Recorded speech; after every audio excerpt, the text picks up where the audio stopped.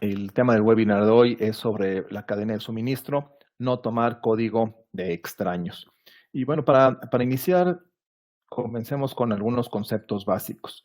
Debemos de confiar en las librerías de código abierto, que básicamente es a lo que nos estamos refiriendo. Hoy en día todas las aplicaciones o casi todas las aplicaciones están compuestas entre el código de las aplicaciones que los desarrolladores escriben y librerías de código abierto. ¿Pero qué son las librerías de código abierto?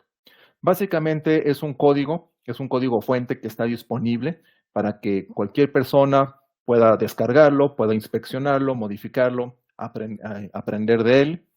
Eh, Muchos programadores que dan este código abierto, al final del día las librerías de código abierto son escritas por desarrolladores, por personas que deciden compartir este conocimiento y lo ponen público, y algunos de ellos pues pueden cobrar por este código. Realmente la gran parte de las librerías de código abierto son gratuitas y en muchas ocasiones se cobra el mantenimiento de estas, pero pues se puede bajar ese código y se puede revisar, se puede utilizar. Las librerías de código abierto tienen licencia, hay licencias muy abiertas, muy libres que permiten hacer prácticamente cualquier cosa, hay licencias más restrictivas. Básicamente la licencia dice pues cómo se puede utilizar estas librerías de código abierto.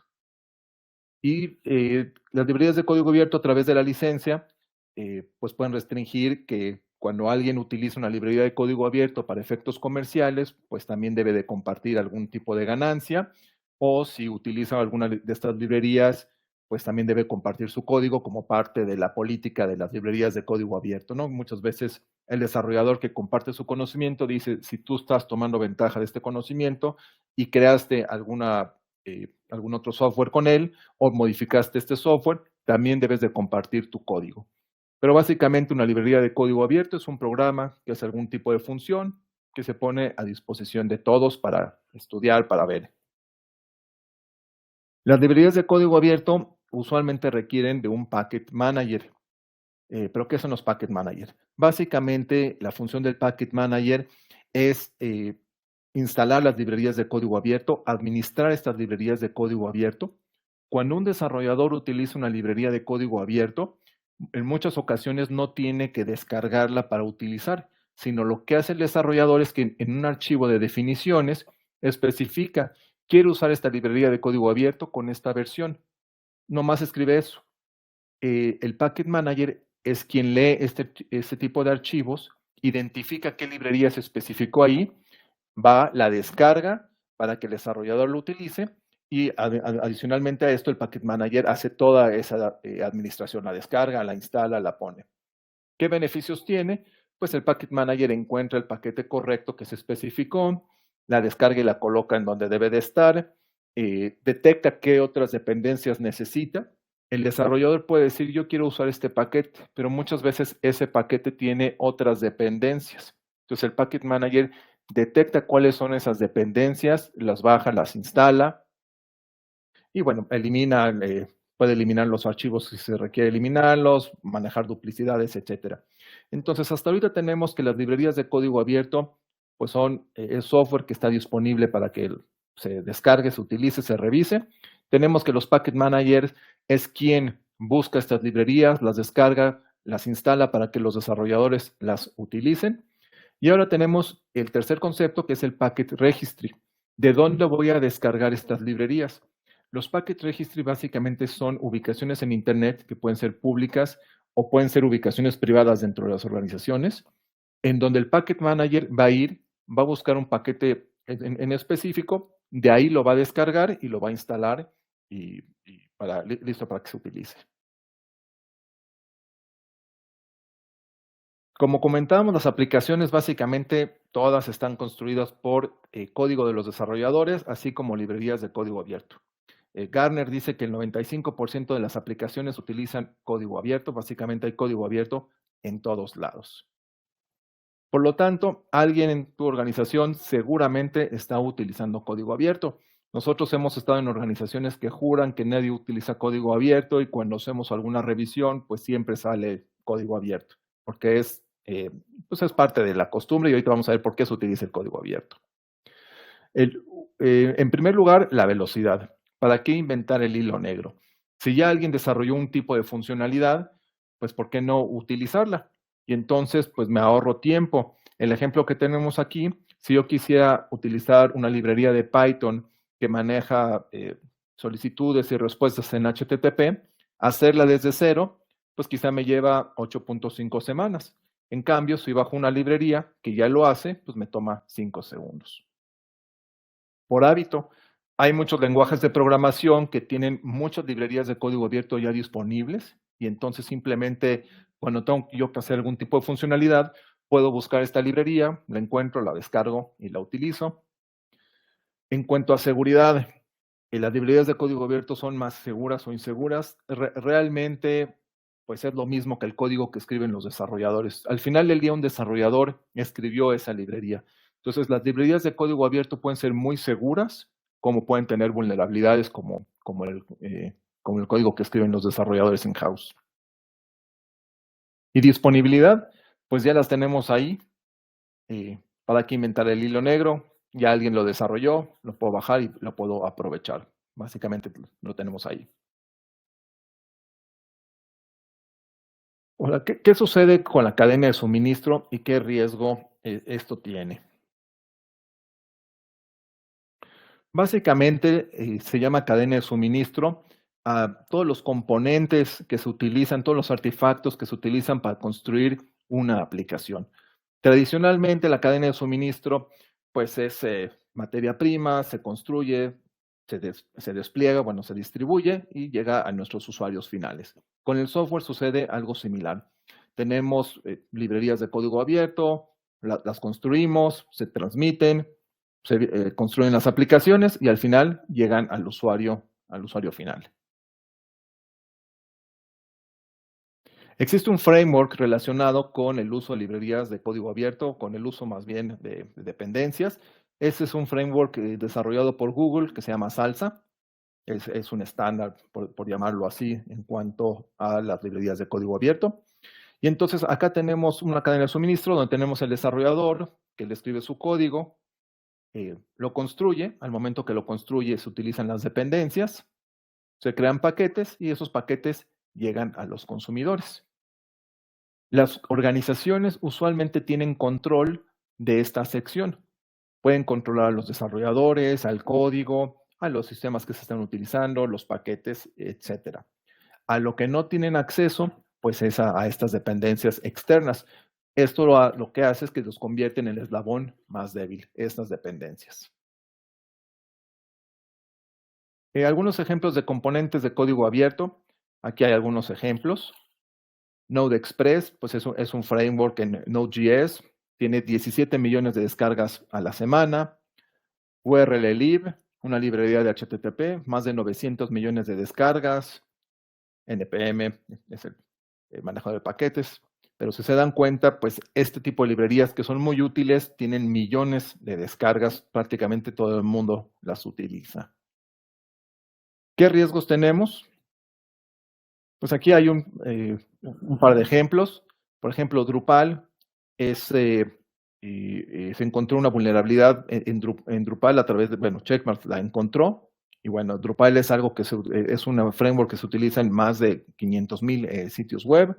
Jenkins, que es un sistema de integración continua que se utiliza por todos lados, también se descubrió un ataque a través de Jenkins. Todos ellos utilizan básicamente librerías de código abierto y son soluciones de software de código abierto pues bastante utilizadas. ¿Qué tipo de ataques podemos ver? Cuando hablamos ataques en la cadena de suministro, ya nos referimos a malicia. Los ataques de cadena de suministro son distintos a vulnerabilidades y vamos a hablar al respecto. De manera general, una vulnerabilidad pues es una falla en el código, un bug, pero no hay malicia en eso. Cuando hablamos de un ataque en cadena de suministro, hablamos de malicia, alguien que intencionalmente busca hacer daño. Y tenemos, bueno, hay muchos tipos, aquí vamos a hablar de los dos tipos comunes. Uno es typo squatting. Esto lo que quiere decir es publicar un paquete con un nombre muy similar al paquete original con la intención de confundir a los desarrolladores. Por ejemplo, publicar un paquete que se llame pizza con dobles, en lugar de doble Z con una sola Z, y entonces alguien que se le vaya, pues puede bajar ese paquete en lugar de bajar el paquete original que sería pizza con doble Z, ¿no? De esta manera, pues un desarrollador descarga un paquete de un lugar equivocado, justamente por una letra, y bueno, es un paquete malicioso. Otro tipo de ataque es maintainer takeover. Esto lo que quiere decir es que, como comentamos, las librerías de código abierto, pues las hace algún desarrollador, y en algunas ocasiones este desarrollador busca quién continúe con su proyecto, y hay otros desarrolladores que le dicen, bueno, si tú ya no tienes tiempo de trabajar en este proyecto, pues yo me encargo de él, y entonces, pues la nueva persona toma control de ese repositorio, de ese proyecto, y esta persona puede tener intenciones no buenas, y entonces un software que es usado por millones de personas, pues de repente se convierte en un malware, ¿no? Porque el dueño del proyecto simplemente cambió. Y bueno, todos pueden contribuir a un proyecto de código abierto, que es lo que estamos comentando. Los atacantes también pueden contribuir a un proyecto de código abierto. Pues la respuesta es que sí, todos pueden contribuir a un proyecto de librerías de código abierto. Entonces es importante saber quiénes son los que están contribuyendo a la creación de esas librerías. Se necesita saber la reputación de los colaboradores. Entonces, por ejemplo, aquí un nuevo colaborador se unió a un proyecto de GitHub, pero su perfil no parece genuino. O sea, gente que se inscribe en estos registries de donde están las librerías de código abierto, pero sin ser pues personas que están contribuyendo o que tengan una buena reputación. Y aquí hay un ejemplo. Un desarrollador identificado como Write 9 Control se ofreció como voluntario para crear una funcionalidad que se llama Event Stream. Y bueno, unos días más tarde se dio un hackeo y bueno, justamente utilizando esta funcionalidad, que bueno, la hizo esta persona. Entonces es importante saber quién está atrás de las librerías de código abierto. Y esto es lo que comentamos. Gartner, 95% de las organizaciones consumen librerías de código abierto en sus aplicaciones de misión crítica. Verizon comenta que el 43% de las brechas involucran aplicaciones web. Entonces tenemos que las brechas son a nivel aplicativo y por otro lado, 95% de esas aplicaciones tienen librerías de código abierto. Y si son aplicaciones de misión crítica, pues necesitamos saber quién mantiene estas librerías, quién está atrás de ellas. Y aquí hay algunos casos de ataques. Aquí usaron un ataque que se llama Dependency Confusion, afectado a compañías muy grandes como Microsoft, Apple, Netflix. Entonces, no, como pueden ver, prácticamente no todos somos inmunes a esto, ¿no? Básicamente todos somos susceptibles a esto. ¿Y en qué consiste el Dependency Confusion? Bueno, aquí un desarrollador simplemente dice, quiero instalar un paquete. Tradicionalmente pone el nombre del paquete, en este caso mi company utils, pone la versión 1.3.4. Como primer paso, el Packet Manager revisa en el Artifactory local de la compañía. Si no encuentro el paquete, lo busca en el público y entonces se descarga el paquete y se instala. Todo es automático. Si llega un hacker y crea un paquete con el mismo nombre local, pero con una versión mayor y lo pone en el registry público, el Packet Manager lo que hace es que va al privado, dice aquí está la librería, revisa en el público y dice, hay una librería, hay la misma librería pero con una versión mayor, y entonces descarga la versión mayor y es la que instala. Ese es un tipo de ataque. Simplemente con crear una librería con el mismo nombre y una versión mayor. Otro, account takeover. En este caso, un desarrollador de código abierto muy conocido, Faisal Man, su cuenta en el repositorio fue hackeada y entonces un hacker pues creó versiones de su paquete como aquí lo especifica, pero ya con código malicioso. Luego este desarrollador se dio cuenta y bueno, obviamente cambió las credenciales, tomó las medidas apropiadas y notificó al respecto de, bueno, su librería, que es una librería famosa, pues fue comprometida en estas versiones. Y bueno, este fue uno de los casos más famosos, el de SolarWinds. Aquí fue un typo squatting.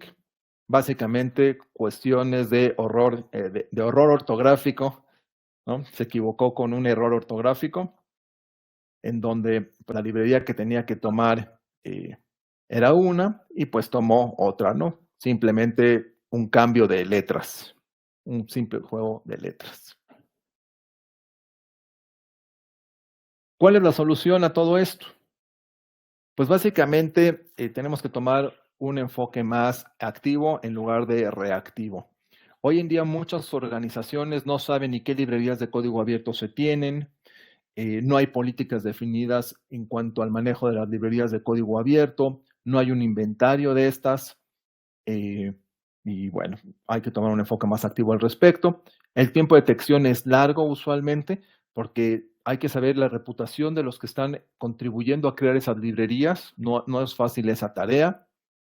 Y lo que sucede es que se confía principalmente en las firmas estáticas. ¿Qué quiere decir esto? Y yo voy a una librería, la veo que tiene 10 millones de descargas a la semana y tiene 5 estrellitas. Entonces, como desarrollador digo, bueno, si 10 millones de personas la descargan a la semana, pues ¿qué puede estar mal con esta librería? Seguramente es una muy buena librería. Además tiene 5 estrellitas y la puedo yo descargar y utilizar. Eh, Aquí es donde entran las políticas. Las organizaciones deben de tener un procedimiento claro sobre qué tipo de librerías se pueden descargar y cuál sería el procedimiento para hacerlo. En este ejemplo que les acabo de dar de las 10 millones de descargas, nosotros tenemos un laboratorio donde podemos simular eso. Yo puedo crear una librería totalmente nueva y me puedo robar las descargas de otra. De manera tal que si ustedes ven la firma de mi nueva librería, van a poder ver, esta librería tiene 10 millones de descargas, 5 estrellitas, que no es cierto porque la acabo de crear, y se puede ver fecha de creación, 3 minutos, ¿no? Entonces, hay que ir más allá de esto. Y entonces, ¿cómo podemos asegurarnos que estas librerías son usables, ¿no? Bueno, aquí lo que Checkmarx hace es que tenemos un crawler que cuando se sube una librería, pues este crawler se dispara. Básicamente revisamos la reputación de los usuarios, tenemos una base de datos que revisa quiénes son estas personas que contribuyen a la creación de estas librerías.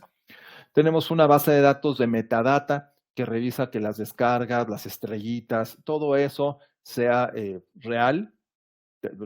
Verificamos el type of squating, todo ese tipo de parámetros, verificamos que sea real. Hacemos un análisis estático, un análisis dinámico de la librería y bueno, al final, pues publicamos los resultados, ¿no? Entonces, si se dan cuenta, el análisis de cadena de suministro es un análisis bastante amplio. Y la parte del análisis de cadena de suministro, pues es parte del análisis de composición que se tiene. Y aquí algo importante, y, y ya lo habíamos comentado, la diferencia entre una vulnerabilidad y un código malicioso.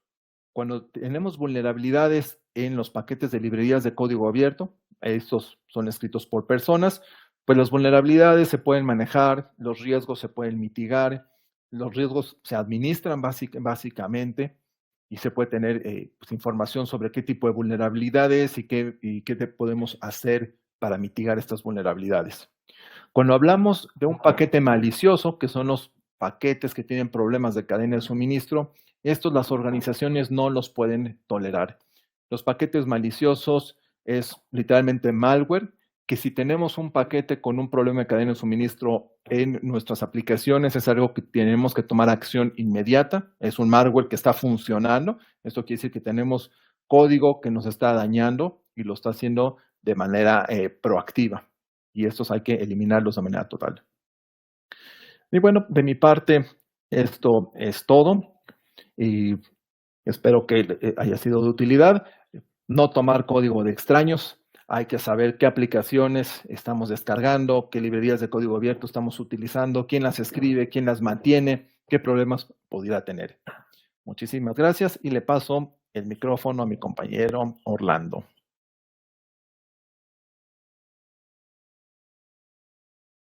Sí.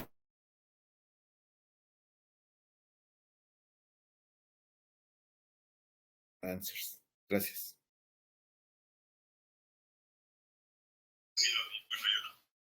Buen día a todos. ¿Sí me escuchan? Sí, te escuchamos. Un momento, les comparto mi pantalla.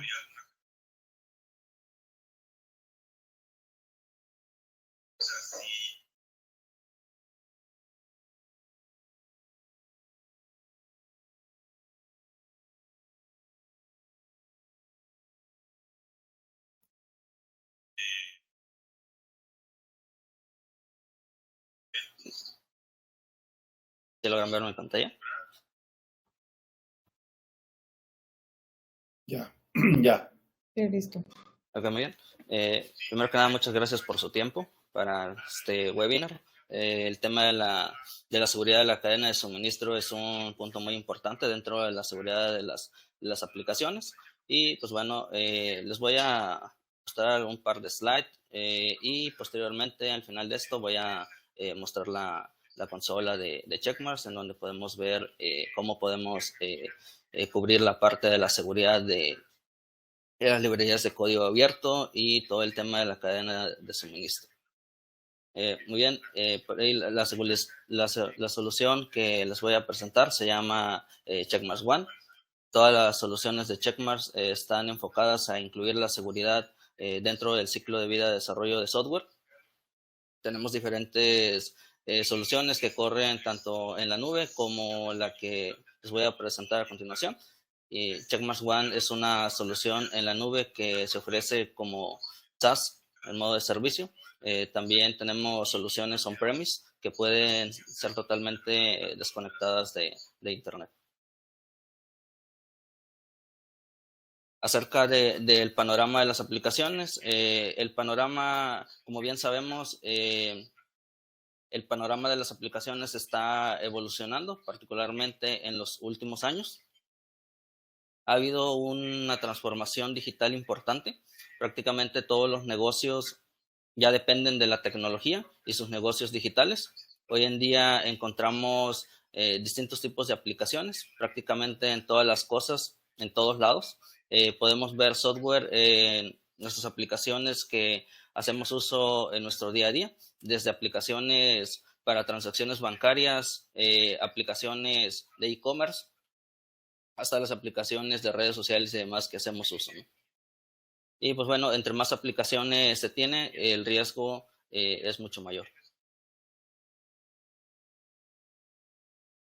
También la manera en que las organizaciones desarrollan el software ha ido evolucionando. Tradicionalmente, las organizaciones hacían aplicaciones monolíticas con 3 capas, en donde están la capa del frontend, la capa de negocio, la capa de la persistencia, y buscaban liberar 3 a 4 veces al año, ¿no? Hoy en día las aplicaciones son mucho más modulares, en donde se cuentan con microservicios, librerías de código abierto, contenedores, por ahí algunas APIs, también se cuenta con infraestructura como código y se busca tener mucho más liberaciones al año, ¿no? Siguiendo modelos como lo son DevOps. Esta evolución también ha creado nuevos retos para la seguridad en las aplicaciones. Algo que se necesita es alinear las áreas de seguridad y desarrollo, ayudar a que los desarrolladores reduzcan el tiempo requerido para el poder mitigar los diferentes problemas que pudieran ser encontrados en sus aplicaciones, reducir la cantidad de herramientas nuevas que pueden causar algún tipo de cambio en sus flujos de trabajo de día a día, ayudar al equipo de DevOps a integrar y automatizar todos los procesos, reduciendo el tiempo de integración y automatización, y para la parte de seguridad, reducir el número de los hallazgos, vulnerabilidades que pudieran ser encontrados en los diferentes proyectos. Tradicionalmente, las organizaciones hacían el shift left, que es el mover la seguridad hacia donde están los desarrolladores, moviendo la seguridad a etapas tempranas del ciclo de vida de desarrollo de software, porque esto es el lugar más óptimo para llevar a cabo la seguridad en las aplicaciones, de tal manera que cuando un desarrollador escribe código, que lo escriba de manera segura desde un inicio, para que esto, pues vaya, llevar la seguridad a donde es más óptimo como tal, ¿no? Pero hoy en día esto ya no es suficiente. Como hemos ido comentando, todo ha estado evolucionando, todo el tema de las aplicaciones, y al día de hoy buscamos el integrar la seguridad en los distintos módulos con los que se desarrollan hoy en día las aplicaciones, y para cada módulo tradicionalmente hay un tipo de escaneo distinto que se ejecuta, y para eso está Checkmarx One. Checkmarx One es una plataforma que lleva a cabo distintos escaneos, como lo son el análisis de las APIs, el análisis de código estático, el análisis de la composición de software, abarcando todo el tema de las librerías de código abierto, también el análisis de los contenedores, el análisis de la infraestructura como código y el análisis dinámico. Básicamente, todos estos motores de escaneos podemos escanear una aplicación en cada una de sus partes, y podemos integrarnos mediante Checkmarx dentro del ciclo de vida de desarrollo de software de una manera muy sencilla.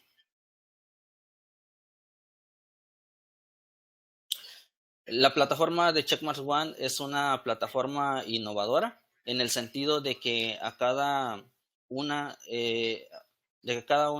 de esta plataforma se cuenta con los diferentes motores de escaneo que analizan las diferentes vertientes de nuestras aplicaciones desde distintas perspectivas. Toda esta información se agrupa a través de Checkmarx Fusion y se agrupa y se presenta en los tableros unificados. De esta manera, el personal de seguridad en una misma pantalla puede ver cuál es el riesgo de las diferentes aplicaciones, y para los desarrolladores con una sola integración pueden obtener los diferentes resultados de los diferentes elementos que componen su aplicación.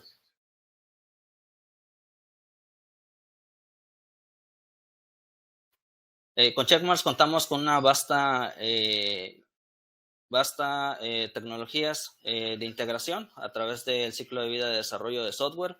Podemos integrarnos desde los IDEs como Visual Studio Code, Visual Studio, JetBrains, Eclipse, y algunos otros que estén basados en alguno de los anteriores, por ejemplo IntelliJ y demás, ¿no?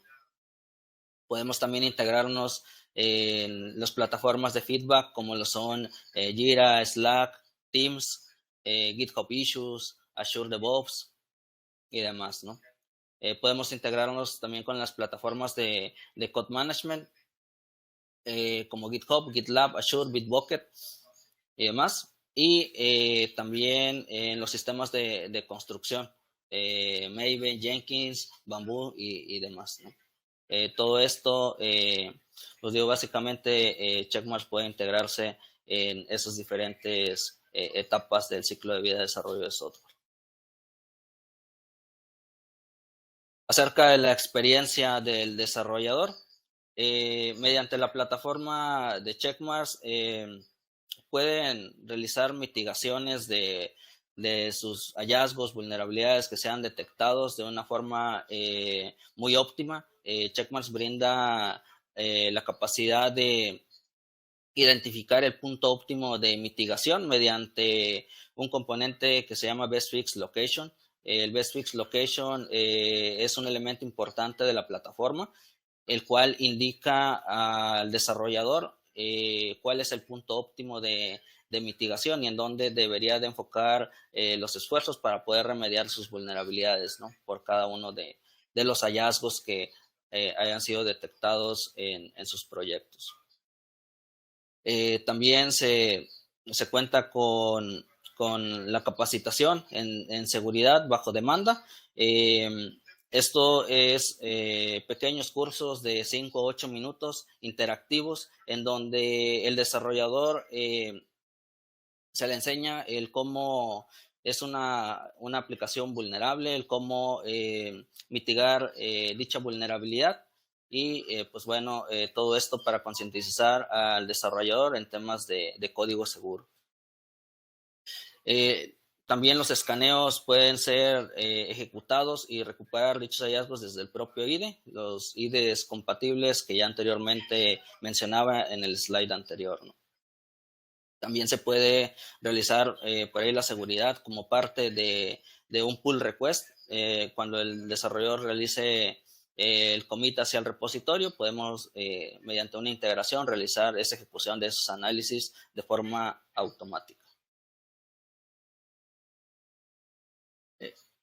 El liderazgo de Checkmarx ha sido reconocido en el mercado, ha sido reconocido también por Gartner como líder desde el 2018, ¿no? Y también cuenta por ahí con diferentes reconocimientos de la industria. Es compatible con diferentes lenguajes de programación, principalmente los más utilizados en el mercado, ¿no?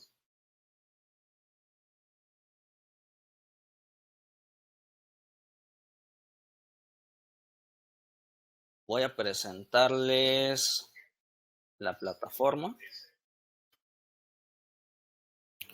Denme un momento. ¿Hasta aquí no tienen alguna duda o pregunta de parte de ustedes como asistentes? ¿Una observación? Todas son bienvenidas en la parte de Question and Answers. Gracias. Muy bien. Estoy presentándoles la plataforma de Checkmarx One. Tenemos una vista central de los proyectos que hemos incorporado a la plataforma y podemos incorporar. Tengo por aquí algunos proyectos que ya han sido escaneados, en donde nosotros damos clic en el proyecto, nos va a abrir una ventanita de nuestro lado derecho y vamos a ver los diferentes elementos que se tiene para los diferentes motores de escaneo que han sido ejecutados para nuestros diferentes proyectos y básicamente nos da la posibilidad de ir hacia los resultados del análisis que fueron descubiertos en nuestro proyecto. Para el presente webinar vamos a revisar el análisis de composición de software.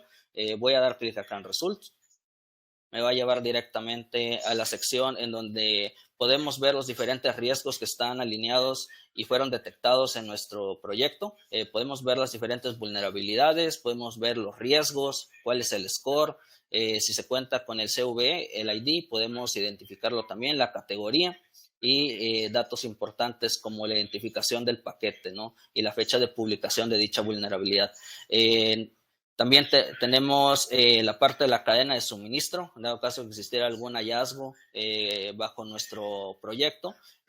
Por acá se va a estar enlistando también temas de riesgo legal. Sabemos que las dependencias cuentan también con licencia, entonces cualquier tema de riesgo legal existente en nuestras dependencias que han sido descubiertas y escaneadas por la plataforma, vamos a poder identificarlas en esta sección, ¿no? También con el nivel de riesgo que le corresponde. Temas de obsolescencia, vamos a poder visualizarlo también en la parte inferior y vamos a poder tener visibilidad de cada uno de ellos, ¿no? Ahorita voy a ir a la parte de las vulnerabilidades para ver una descripción más avanzada sobre el hallazgo. Damos clic en el registro y nos va a dar información acerca del hallazgo, referencias también. Vamos a ver también la parte de la remediación para la vulnerabilidad y podemos ver que para este hallazgo en particular se está ejecutando esta dependencia, esta librería en la versión 3.1.6. Es una versión ya vulnerable y podemos ver que para mitigar la vulnerabilidad nos dice que la recomendación es realizar un upgrade a la versión 3.1.7, que es la que se encuentra disponible, ¿no? Podemos ver también cuál es el score de la vulnerabilidad, cuál es el vector de ataque, la complejidad del ataque y demás información, ¿no? Podemos ver también si existe un path de la vulnerabilidad para dicho paquete y cómo se entrelazan las diferentes dependencias con la que estamos identificando como vulnerable al final del día, ¿no? podemos ir a cada una de ellas y nos va a ir dando también la información que corresponde.